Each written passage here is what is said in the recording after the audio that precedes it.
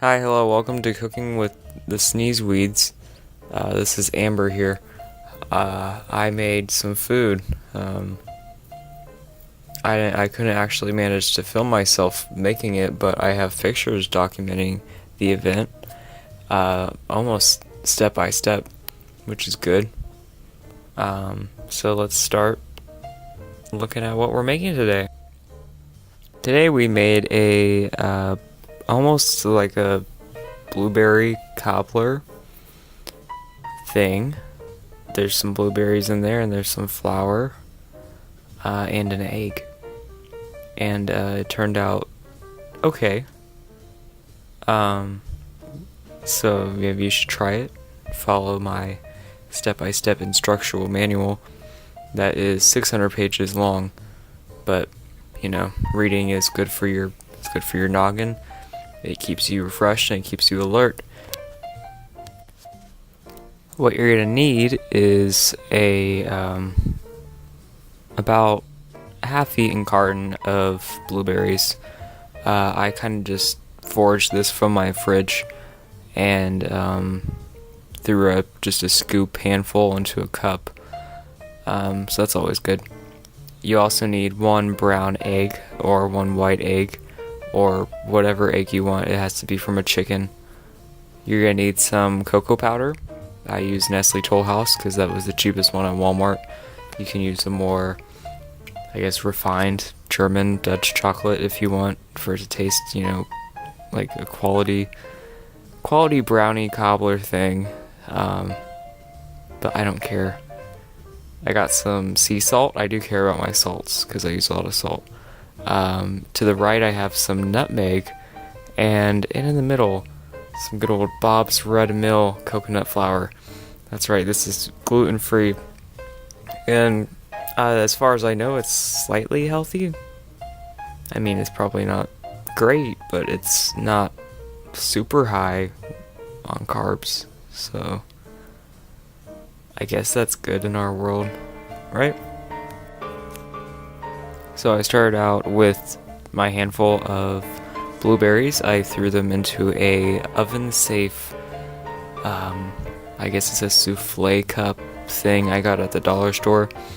I threw probably, you can kind of see from the picture how much I put in there.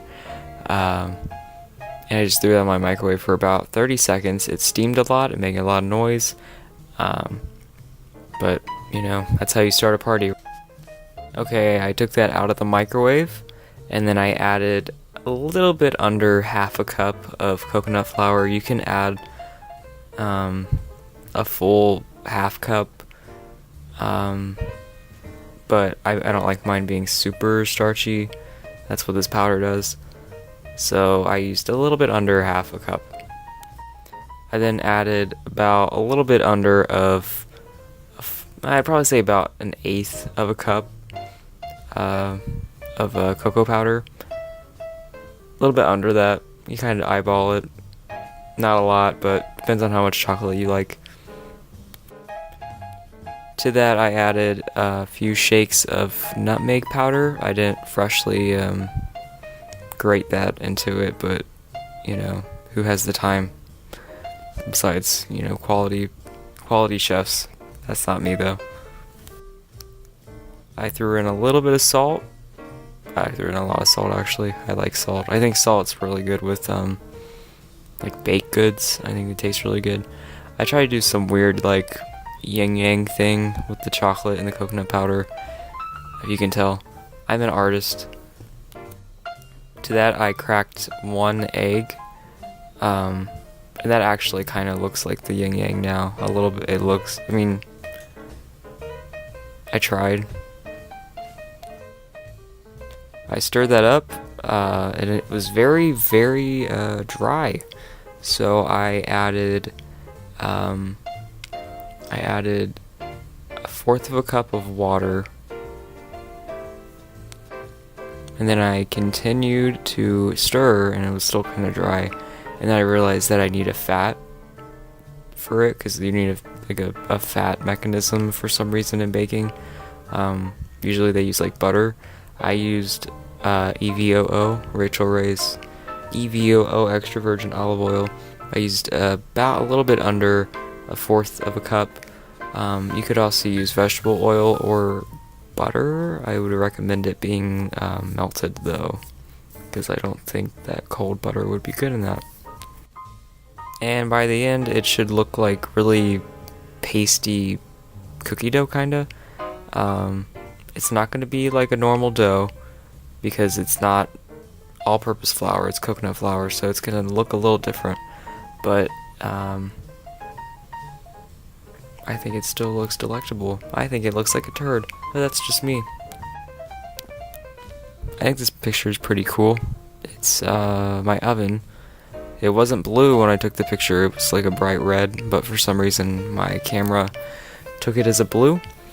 I also thought that I would spruce it up with some chopped up almonds to put on top of this little cobbler. Put about 6 almonds chopped up, however much you want, if you want them. And then I put it in the oven. So I put it in the oven for about 10 to 12 minutes at 375. And when I took it out, it looked like this, which looks really nice. It also kind of burnt my souffle cup, just slightly, very slightly. This is a more close picture of my beautiful souffle. It's a blueberry, I really don't know what to call it, blueberry chocolate souffle, cobbler. It's more like a muffin. But I like the word cobbler. I'm gonna use cobbler. It's a blueberry chocolate cobbler, and it's good. You should try it. Anyways, thanks for watching me cook. I wish I could have filmed anything, but I don't have a tripod, so I had to just take the pictures myself, step by step, which is fun. No, it's not.